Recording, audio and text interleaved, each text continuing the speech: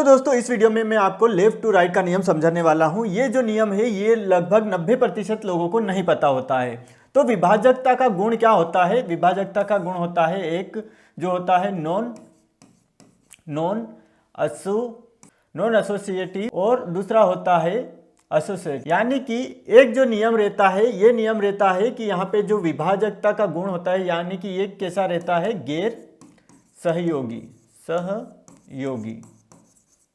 और दूसरा जो रहता है यहाँ पे जो रहता है यह सहचर्य का नियम होता है। यह सहचर्य का नियम होता है। तो यहाँ पे जो नॉन एसोसिएटिव रूल क्या कहता है? ये सिर्फ जो है भाग और जो है यहाँ पे घटाव और जो है घात में यानी कि ये वर्क करता है नॉन एसोसिएटिव। और जो सहचर्य नियम रहता है यहाँ जो है गुणा और जोड़ में ये नियम जो है लागू होता है। तो ये नियम क्या होता है यहाँ पे मैं पूरी डिटेल यहाँ पे आपको बताऊंगा। तो चलिए शुरू करते हैं। तो यहाँ पे सबसे पहले क्या होगा? यहाँ पे एक उदाहरण लेता हूँ 5 भागित 5। तो लेफ्ट टू राइट यानी कि हमको क्या करना है? इधर से चलना है और इधर जाना है। तो यहाँ पे दो उत्तर मैं निकालता हूँ और कौन सा सही रहेगा वो मैं यहाँ पे बताऊंगा। तो यहाँ पे 5 में 5 का भाग दिया 1 आएगा और फिर यहाँ पे भागित 5 ये आया। फिर यहाँ पे जो 1 में भाग 5 का देंगे तो जो उत्तर आएगा वो आ जाएगा यहाँ पे 0.2 ये उत्तर आएगा। लेकिन ये जो आंसर है ये कैसा है? यहाँ पे ये उत्तर है ये सही है। ये उत्तर कैसा है? ये यहाँ पे जो राइट आंसर है।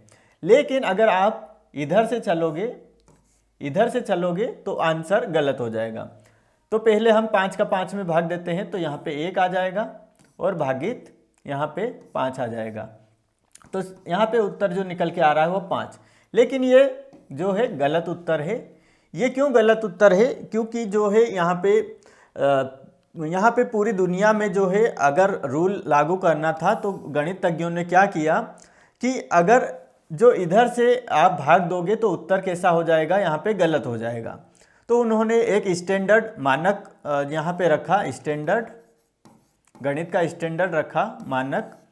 तो इस मानक के अनुसार कि हमको जो अगर सवाल जो हल करना है भाग का तो हमको इधर से इधर जाना है यानी कि लेफ्ट टू राइट जाना है। इससे क्या हो जाता है? नियमों की एकरूपता बनी रहती है। नियम की एकरूपता बनी रहती है यानी कि कंसिस्टेंसी यहाँ पे बनी रहती है। तो हमने भाग का समझ लिया। अब मैं आपको यहाँ पे जो है घटाव का बताता हूँ कि घटाव का भी हमको इधर से लेफ्ट टू राइट ही जाना है यानी कि इधर से इधर। तो यहाँ पे 3 में से 3 गए तो यहाँ पे बचेगा 0 - 3 बराबर जो उत्तर आएगा वो -3 आएगा। और अगर मैं यहाँ पे जो है इधर से चलता हूँ, इधर से मान लो चलता हूँ तो 3 में से 3 घटेगा तो कितना आ जाए? यहाँ पे 3 में से 3 जो है अगर हम घटाएं, यहाँ पे 3 में से 3 हम घटाएंगे तो 3 - 0 बचा हमारे पास। और यहाँ पे जो निकल के आएगा यहाँ पे कितना आएगा? उत्तर 3 आएगा। तो ये किस प्रकार से है? ये एक प्रकार से गलत है। तो हमको ये जो है इधर से नहीं घटाना है, हमको इधर से लेफ्ट से राइट ही घटाना है। तो ये क्या है? नियमों की एकरूपता यहाँ पे नहीं बनती है, इसलिए ये कैसा हो जाएगा? ये गलत हो जाएगा। तो अब हम घात की बात कर लेते हैं। मैं यहाँ पे लिखता हूँ 2 की घात, यहाँ पे 2 और यहाँ पे इसकी घात 3 लिख लेते हैं। अब यहाँ पे जो होगा ये हो जाएगा यहाँ पे 2 की घात कितना हो जाएगा?